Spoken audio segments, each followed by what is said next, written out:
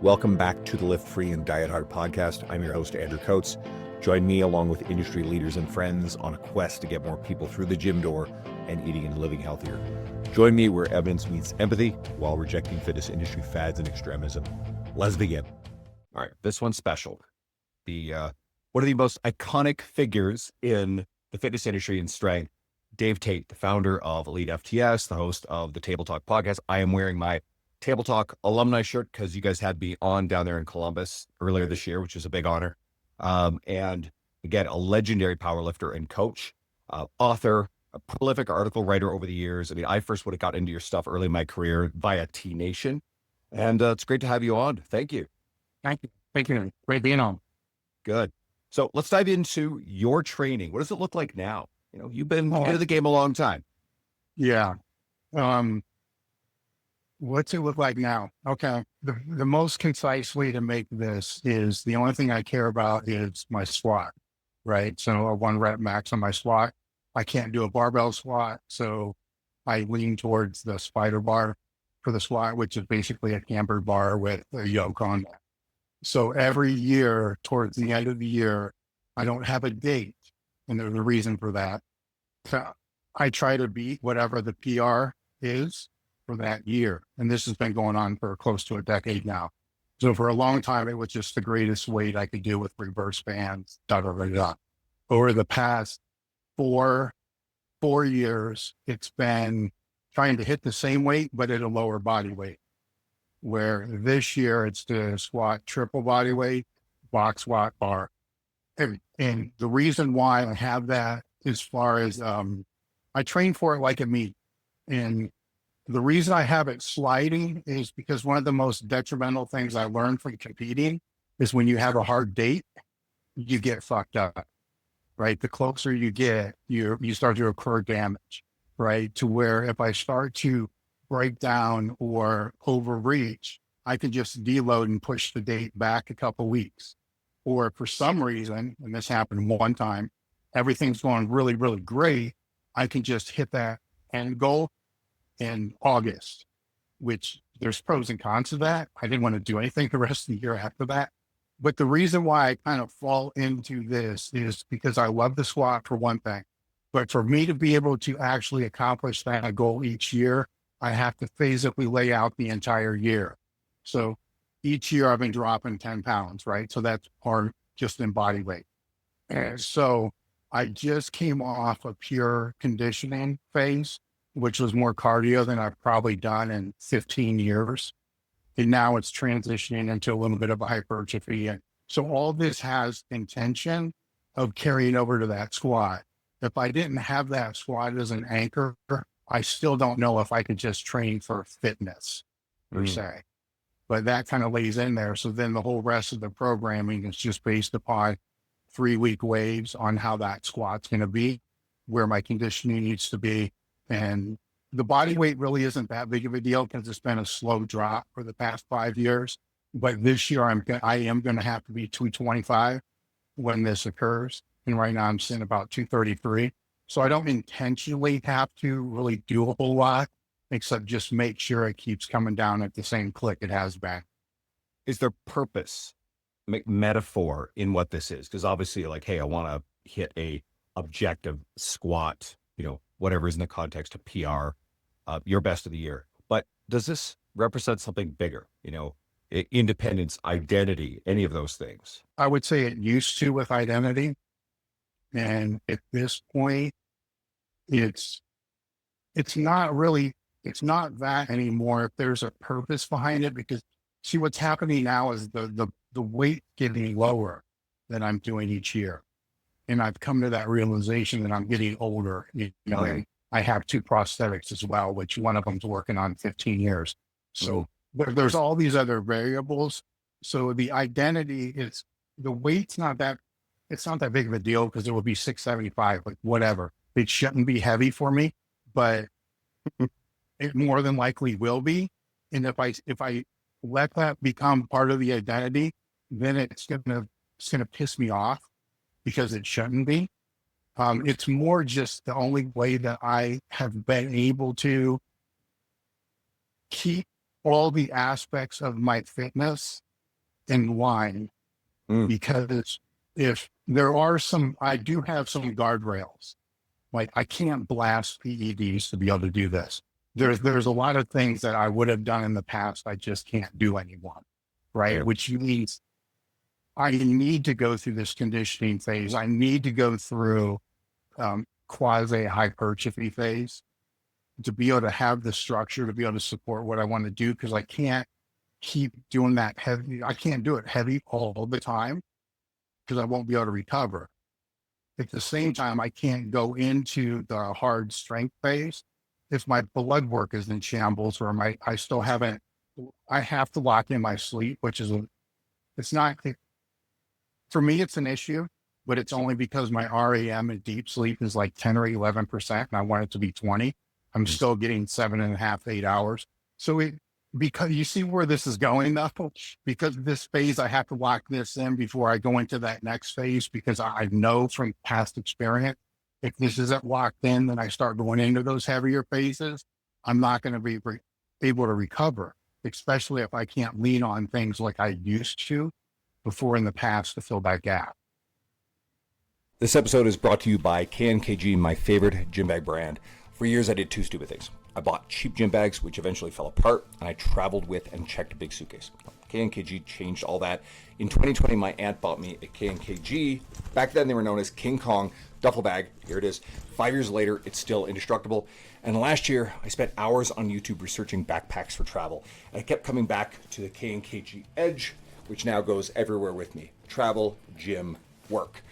I also just got a KNKG Conquer backpack and their Plus duffel bag. And these are both perfect for the gym. My main issue is I have too many bags and I can only use one at a time. Investing in high quality gear means you save money in the long run too. And I can save you guys 15% on yours. Go to www.knkg.com/Andrew59676. That's www.knkg.com/Andrew59676, or go to the link in the show notes. And I guess in a way, does having this goal, this purpose, support the other health promoting behaviors, the fitness that promotes health and longevity? Because I mean, you've alluded to, but I'll say it explicitly, this has to remain net positive for your longevity and health, right? It needs to be. Does it 100% support that? No, right? Because anybody in their right mind that's been around can understand that, going as heavy as you possibly can on two prosthetics at 57 years old isn't the best move, right? So it's the best way I know to control my stupidity. So is it a net positive? Yes, by a little bit.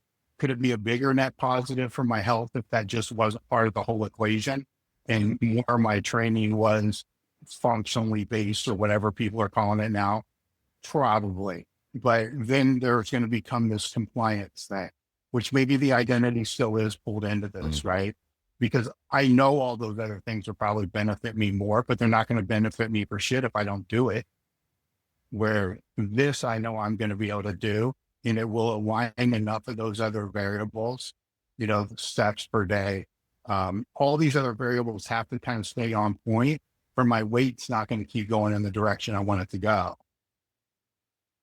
which my body weight is what I'm talking about.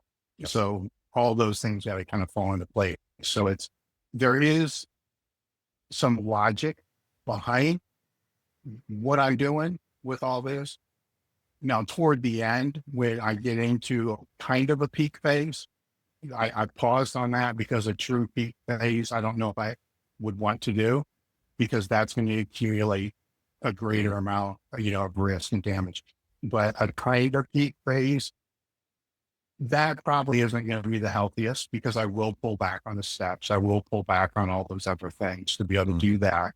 And what happens after that is the reason why I need 1 quarter at the beginning of the year to pull all the conditioning back up again, because it gets pulled out during Q4. So when I start, the cardio or treadmill or whatever it is in Q1, and it's only 20 minutes 3 times a week, I can't stand it. Just like most people, I can't stand it. where now I'm coming off where it was an hour every single day. And I don't want to say I liked it, but I didn't despise it. And that's when I know it's about time to move forward, because if you start really liking it, then it's going to be a problem. So you've implied that there are some trade-offs in this, and obviously at your competitive elite, there were some substantial trade-offs. Talk to me about, even within this, like what you've accomplished in your career. You absolutely, explicitly, anybody who's in elite strength sports, elite bodybuilding, makes potential trade-offs for career success, fulfillment, call it the status you earn from it. Talk to me about your relationship with those trade-offs, then and now. Then I didn't care, right? So I don't want to say I was indifferent, because indifferent would mean that you just weren't aware. I was completely aware that, and I would make jokes. Like, I don't give a fuck if I'm going to have to live, with fake shoulders and fake hips and all this other stuff. And that I don't care. I'll deal with that when I have to deal with that. There are some of the trade-offs. As long as I could make it to the meet, and if I would have died after the meet, I didn't care about that either. So it was an all-in mentality. But being so far removed from that and speaking to so many other people who are kind of in that phase right now, I've over the years have understood that all-in mentality, while it is that, is all in on what you conveniently want to be all in on. And may not be all in on what you should be all in on.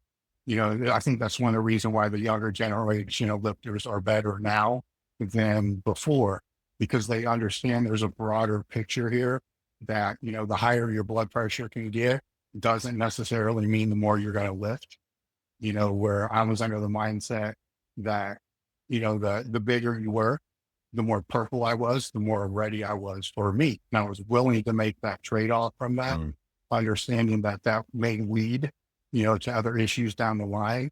Now, being on the other side of that and had all those other issues that are down the line, was it worth it? I would say yes, because not just the memories and all the other things that kind of go along with all that, because I kind of predicted it. I don't want to say I self-manifested it, but I kind of knew, like, you're probably going to have heart issues when you get into your 50. Hell, you may not even make it to 50, and then, so there's no regret with any other. I would change some things only because I'm more intelligent now, on what that is, but that's also making some big assumptions that those things I would have been able to change back, like blood pressure meds don't kill your strength today like they would have many, many years ago. Right. So there was a conscious decision to not take those because it would sap my strength, where that would have been probably a better thing, to be able to control the blood pressure, especially during those peaking phases. But I was conveniently all in on the things I wanted to be. I wasn't thinking about what my sleep quality was. The nutrition, the only basis I thought about that in was, as long as I'm covering all my bases, I'm eating in the surplus, then I'm probably covering every one of my macronutrient needs, which I still don't disagree with. I probably was. But could that have all been better and led to better performance? I think so. The other thing that I think that would be different is the use and structure of the PEDs. Had it been different over my time period, I personally feel I may have been able to add 3 more years on my best, after my best 3 years, which that's the message I'm trying to get out to a lot of the lifters today that are thinking about PEDs or want to go on PEDs, is the further you can push that back until you start, the longer you could use it when you're at your best. You see what I'm saying? So if injuries are essentially what took me out, a lot of that was because of overuse and all this other kind of stuff. And had I not started as young as I did, but would trade, say the first 7 years that I was on, but would trade that for being able to add 2 more years to my actual career. I would do that in a second because that might have been 10% greater than my all-time best. And I don't think people think about that because there's going to be everything's accumulated wear and tear, accumulated damage, long-term systemic fatigue damage, no matter what you do, and it all adds up. So the more of those variables that you can strategically use, the better it would be. This episode is brought to you by Renaissance Periodization and the RP Hypertrophy app. RP is the industry leader in muscle building, coaching, and education.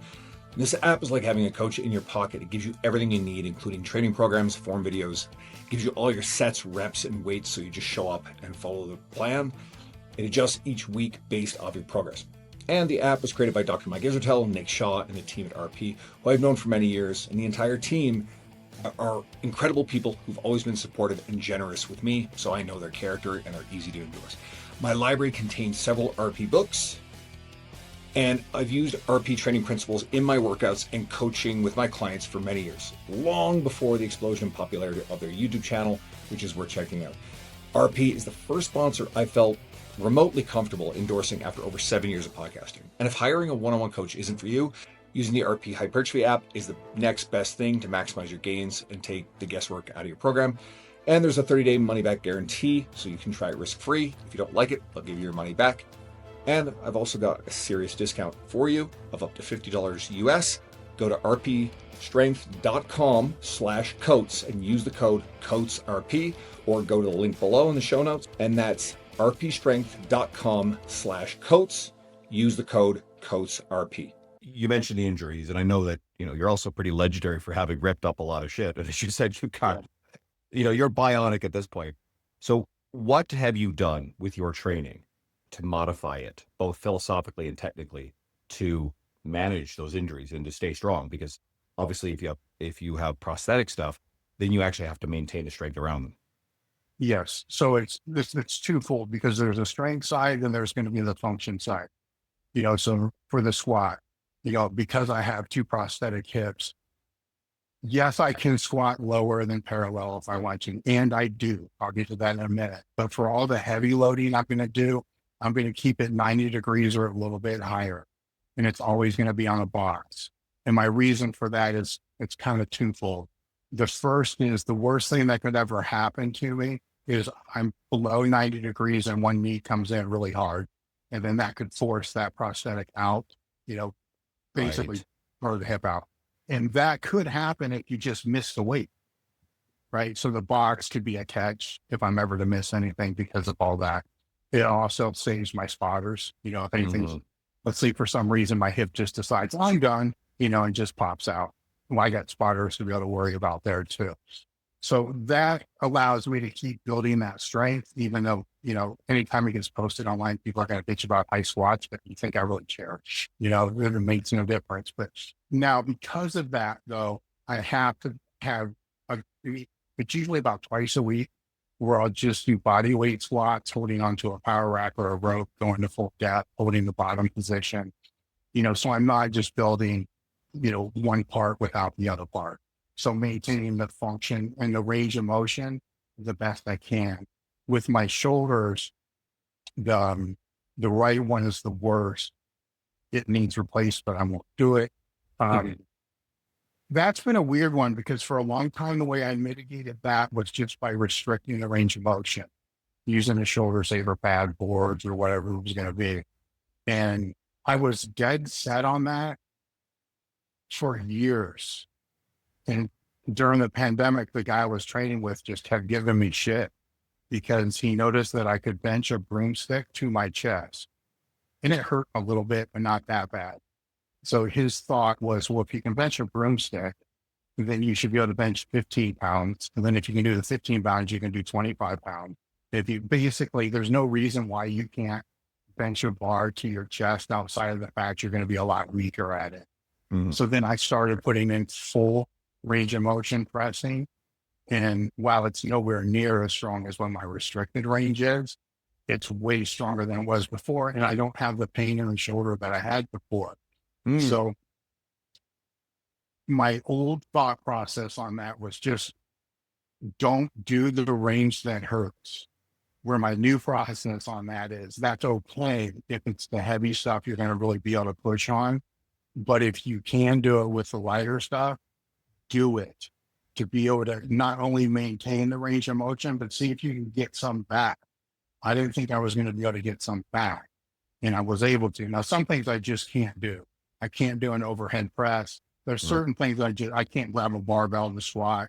Those I'm not going to try to figure out how to hack my way to do that. They're just off of the table. And so in one degree, I don't do the things that I know will hurt it or have a great degree of pain. The next step is I will do the things that have a little degree of pain, but I can get a full range of motion. But that pain subsides after maybe a couple warm-up sets or, 4 or 5 reps into the set. I'm not worried about load. I'm just worried about that range of motion. The other thing that I'll do is regardless of the body part that I'm training, I will add in some type of loaded stretching or extended range of motion at the end of every isolation type movement set. So if it's, when I do a lot would be like a pec deck. The end of the pec deck, I will hold the last rep in the stretch position, kind of PNF it a little bit to get a little bit greater range of motion, and then hold that for like 30 count. And I'll make sure to do that with my shoulder joint, my elbows. I'll do it with barbell curls as well, dumbbell curls. Anywhere I can finish with that loaded stretch, I do that just to be able to build some resiliency in that joint. And that's really about all I will do as far as joint health and stuff like that. But I'm very conscious of it. Just the pec deck, I can give everybody sort of a way to do this. If at the very end someone does it, and it might be wise to start with a lighter load at the end. I think. Yes, more stuff. Yeah. Yeah. But then if all you do is just sit there in that stretch position and breathe your way through it, take some thoughtful, controlled breaths, it usually relaxes the nervous system a little bit, that tension, and you notice that, whoa, I'm getting a little bit more range of motion. It feels good. So it's good mobility work. It is training your nervous system to actually trust and feel safe in that greater range of motion, as long as you actually have the bone on bone physical capacity to move into that range of motion. Yes. And I prefer to do that on the pec deck. If I have a second option, it will be with standing cables. The third option would be dumbbell flies, which I'll never do. I'm not a fan of that either. Yeah. Too risky. There's just too risky. And the pec deck there's like no risk, just breathing. It's like you said, breathing through. And the only thing that people may run into on the pec deck is the stack's going to bottom out and they're not going to get that stretch. But anybody who's doing it for the reasons like I am aren't going to have that problem. You could hack that because you could actually just do it one side at a time, turn it a bit, and you've solved that problem immediately, right? So yeah. Did you ever feel invulnerable during your glory days of lifting? Or were you always conscious that, okay, there's going to be a price down the road? I always knew that there was going to be a price. I'm vulnerable anytime something tore, that's because you got to come back from that. Right. So it's my pec tendon, when it was ruptured, it had to be muscle tears were not like that big of a deal. And I had so many of those throughout the years that after a period of time, it's just like, oh, well, the joke was, people would come to me after they would tear stuff and ask me how long is this one going to take, because I could probably figure that out. But when it would be a new one that you didn't have before, like an adductor or something, and I'd never torn that before. It's like, oh shit, how long is this going to take? Is this like a 2-week thing? Is this a 3-week thing? Is this a 6-month thing? Once I got to Westside, I was in a group that basically everybody's torn everything. So you kind of have a good scale to kind of know how long it's going to be. But when something major, that required surgery, that's that vulnerability. It's my brain. I never thought this isn't something I can't come back from. It was more, how long is this going to take? And the second order question was, what else is this going to screw up? Right? Because let's say it is an adductor. And it's okay, how long is this going to take? But as I'm training through this, what is this going to screw my back up? Is this going to screw my shoulder? Like, what are the second order consequences of training through this that I'm going to screw up while finishing this prep phase that I need to unscrew up once we get out of it? Because there's always compensations when something's hurt. So what's doing the compensating, and how strong is that? Because now if that goes, now you're really screwed. And so that would be the only vulnerability there, was after you get hurt. I tore my first pec out of high school. So I never felt at a point to where nothing could happen. Like a lot of lifters have never been hurt before, and they lift like they're Superman, like they're indestructible. And what a great feeling to have. But a lot of them end up, after their first major injury, they're done. They can never come back from that. So I don't really wish it upon anybody, but I do think that little strains, not early on, but 4 or 5 years in, after you get serious, are good teaching tools to be able to keep you grounded on what things really matter that need to be done. So the big injuries, when they do happen, you're mentally prepared to be able to come back from those. There's a big lesson in there. And you're talking about, like, 2 hip replacements, your shoulder needs to be replaced, and yet you're still pushing yourself, striving for some representation of a best in context.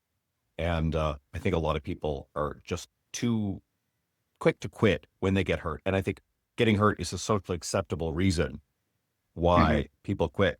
And if anybody's interested, and this is sort of a thing for you guys, I wrote an article for you on EliteFTS, and it talks about, what causes injury risk and a lot of the stuff around managing that. So if you guys want that, message me. I will send it to you personally. Small pivot here. What gets you fired up after so many years in coaching? Like, who do you like helping the most now? When I do the clinics, or I have the more advanced lifters out here, the lifters that have most of it figured out, those are the ones, the hard ones, the ones that are a little trickier to figure out what's holding them back. Those are the ones that give me the most fired up, because they challenge the most. Because with them, it's not going to always be as easy as what's the bar path? Where's their body position relative to the bar? It's what mentally could be affecting this. It could be technical, it could be physical, it could be mental. And most of the time it's going to be mental or technical. But with them, the technical part isn't things that you can normally see. It looks like they're bracing, but they're not. It looks like their lats are depressed and tight, but they're not. It just needs that little bit more. Those are the most exciting ones. But anytime I have somebody out, you just awaken them to something that's so common. Bracing, probably the best example right now, is you can find how to brace everywhere, right? And I would say there's 2 main different ways people go about teaching it, but the end result's kind of the same, no matter how you look at it. But getting somebody to actually feel it and understand and do it is completely different. And I've had lifters come through my Train Your Ass Off clinic that have worked with 3 or 4 different coaches in person and online. And once we finally get them to feel it, and they feel that transfer of force go through the bar, the look in their face is like, oh my God, I can't believe nobody showed me this. And the whole time I'm thinking to myself, they did. You were exposed to this. It just maybe wasn't in the language that, because a lot of the times they want to go back and kind of shit on their coach. And many times I know who their coach is. I'm like, I know for a fact your coach is telling you this, but just they weren't able to get it to connect. So now when you hear what they're telling you, you'll be able to make it connect and you'll be able to see. And it could be a trust issue that they have with that coach too, to where they don't completely buy in that something this simple is going to make this big of a difference. And normally it does. I love that because that's just like low hanging fruit. Like, what are you doing with your feet? What are you doing with your core? Those are so obvious and so misunderstood by the actual lifters, right? And sometimes, and you'll know this as a coach, sometimes as a coach, you got to say things that sound absolutely stupid to be able to get them to do what you want them to do. And for myself, many times it's been recorded and put in a YouTube video. And, there's a ton of comments like, that's the dumbest shit I've ever heard. You don't ever tell anybody to do that. I'm like, who cares? This works for them to be able to get them in the position that they're in. But I did learn from those experiences that if I have to do something like tell a lifter on the squat to arch as hard as they possibly can, to tell them afterwards, this is what works for you. Do not go tell somebody else this, because all I'm really doing is getting you in neutral because you're so anterior that when I tell you to arch, just putting you in the neutral. So don't go tell people to go into this extreme arch. So it's those type of things where, sometimes as coaches, we don't want to say it because we know what would happen if they tell somebody else that, because it's so stupid, kind of what you're telling them to do, but it locks in for them to be able to do it right. There's a whole other thing here. And I try to speak more to the general pop than coaches, but this one will be funny for coaches. I remember Ben Bruno talking about this, how Ben is a very high profile personal trainer, trains celebrities and, NBA players and other high level athletes.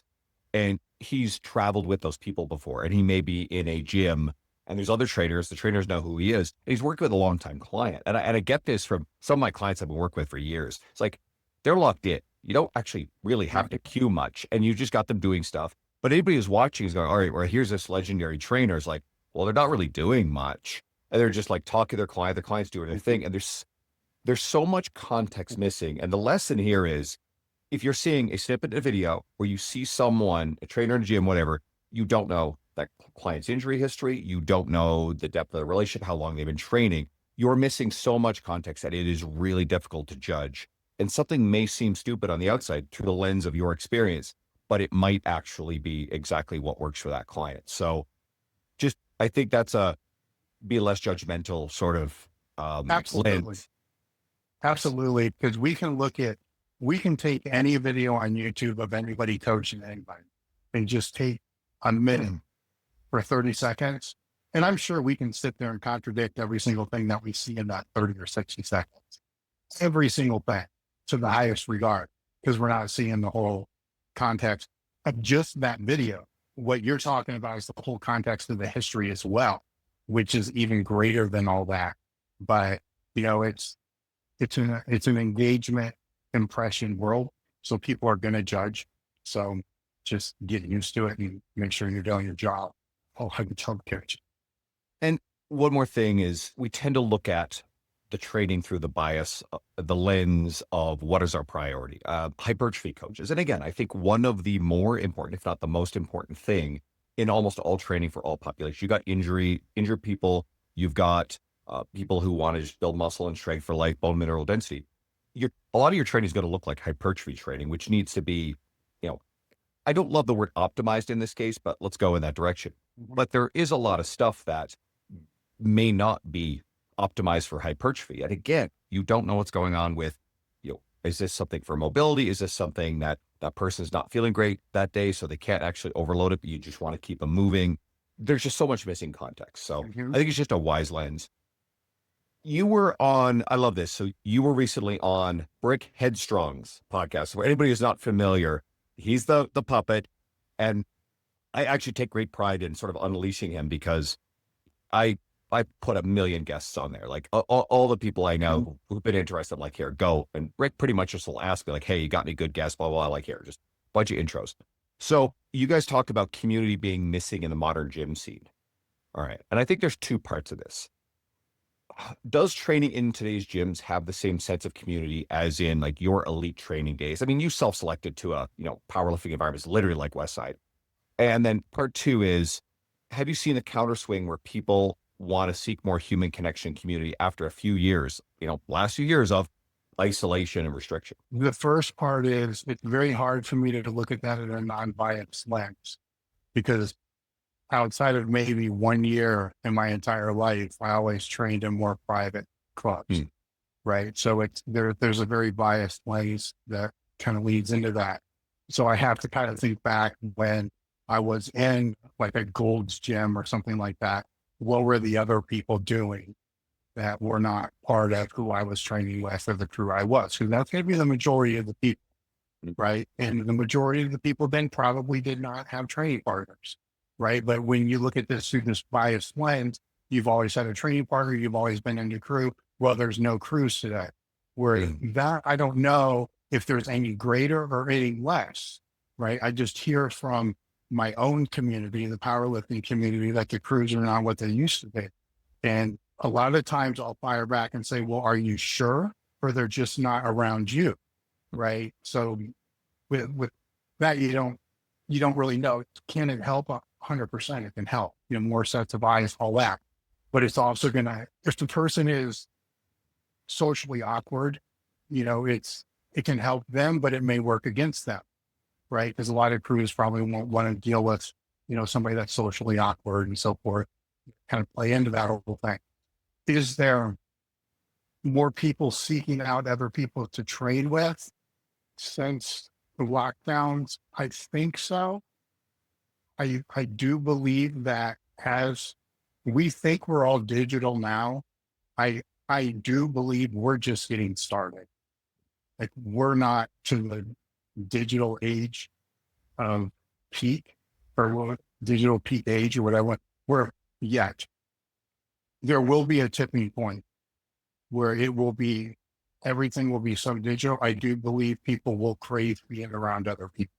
When this will happen, I don't know, 5 years, 10 years, but it will happen. And then bars, gyms, restaurants, things like that or something new, that may come out just for all that will kind of come into play.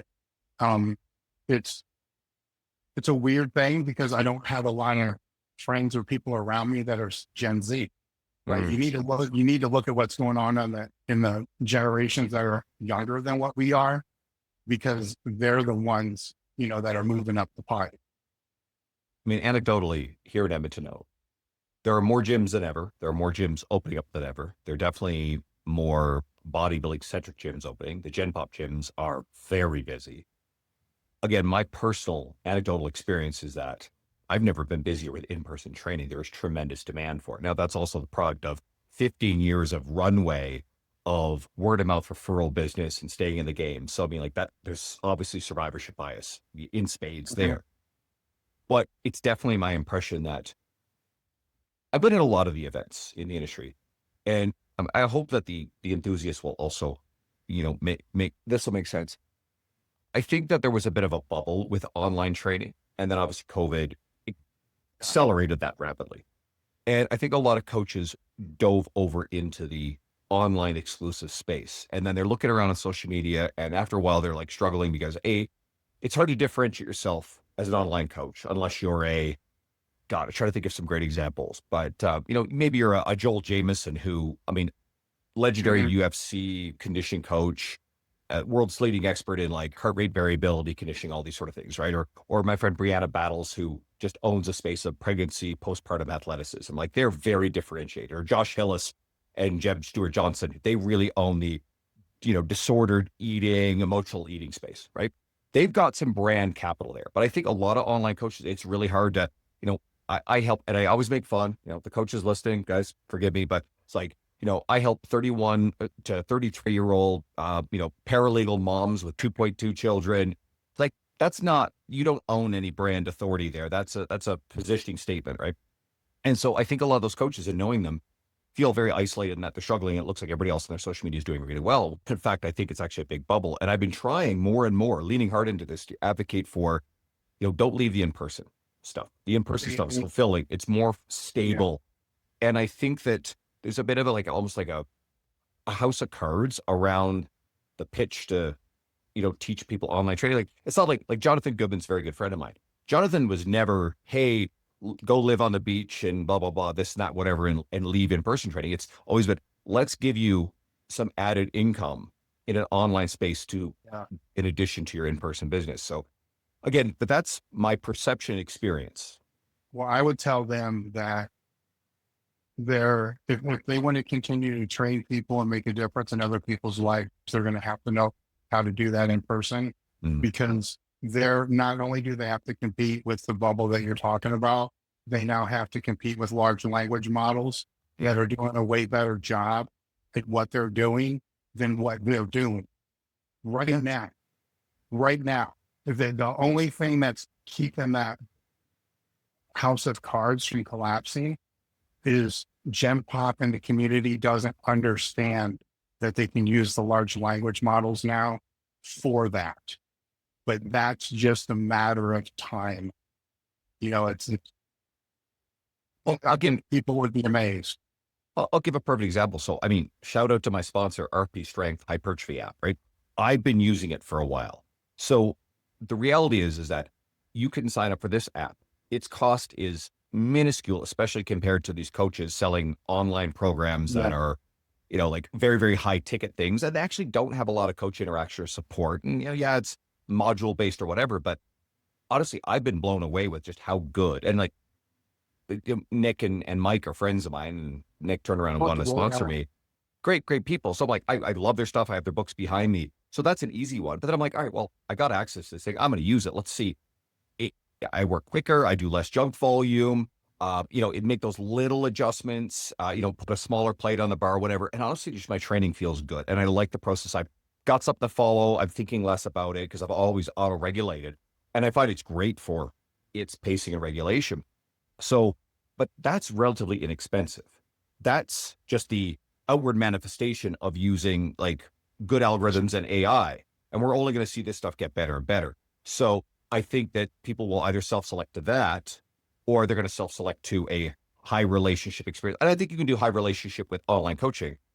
Sure. I have a cohort-based program for women, and there's a great community there, but like I respond to whenever they trust that I will be there for them. So they get the support, but they function independently. So, but I still think that in person is dynamite, and I want coaches to stay in there. Yeah. 100%. All right. A little bit of time left. When you and I first met was at Swiss last year, and we sat down and we had a conversation about the state of writing in the industry. Now, again, I know this stuff is probably biased a little more towards the coaches, but that's okay. Do you think that there's still an appetite for long form articles, and why should the average fitness enthusiast actually go into the articles? Like, again, you're passionate about having EliteFTS as a forum for this over the quick hits of social media. My answer to that kind of changed over the last couple of years because of things like ChatGPT and the large language models. So you have to be searchable, right? Where before, it was if somebody just searches you on Google, what's going to come up, right? Where now it's, say I'm betting a podcast guest or whatever it is, I'm not going to Google, I'm going to ChatGPT or Grok or Gemini or something like that. And I'm putting the person in. So it's doing a web search of everything that you've ever wrote if I'm putting you in there, right? So forget about, even if they just make their own blog and they're writing their own blog and there's no views or like 2 views, them and their mom, there's 2 views. That is going to be crawled by a large language model if somebody goes in there to ask who that person is. So I'll have some podcast guests I'll put in there and there's really nothing on them, right? Which is fine. I just go old school and I, do the research that I used to be able to do that. But that becomes a disadvantage for that person if they are a coach, right? Because there should be if this thing's pulling everything from the internet and everything from all over the place, there should be something that it's able to pull to be able to say who you are.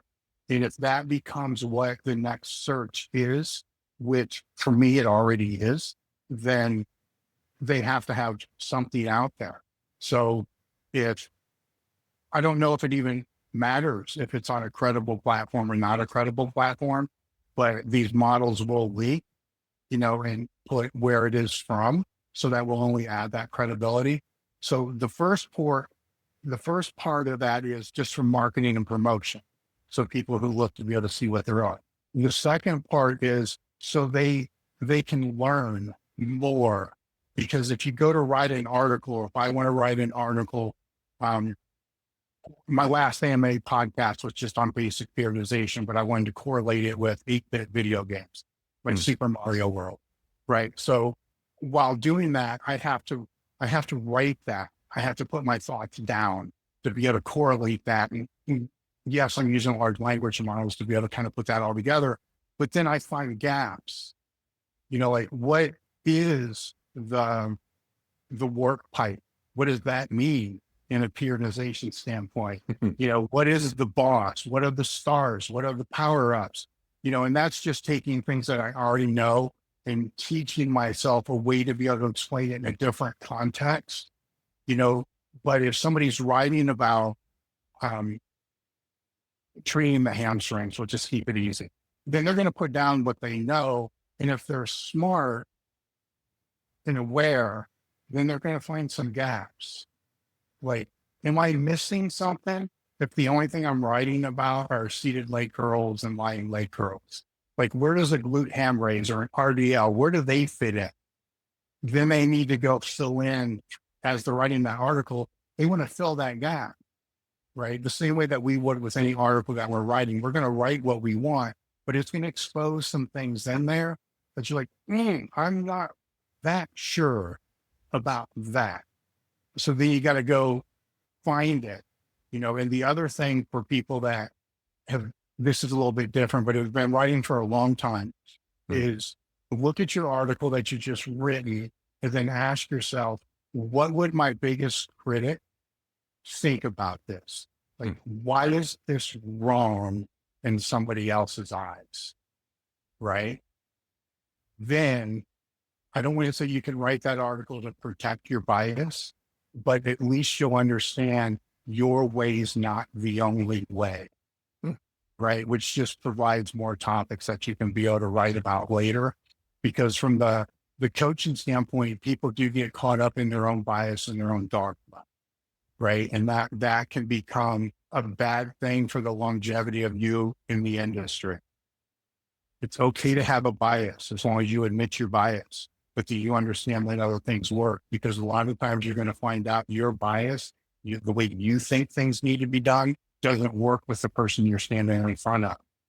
And what may work for them would be the things that your biggest critic would say. And then that's what you're going to have that person do, for them to be able to progress.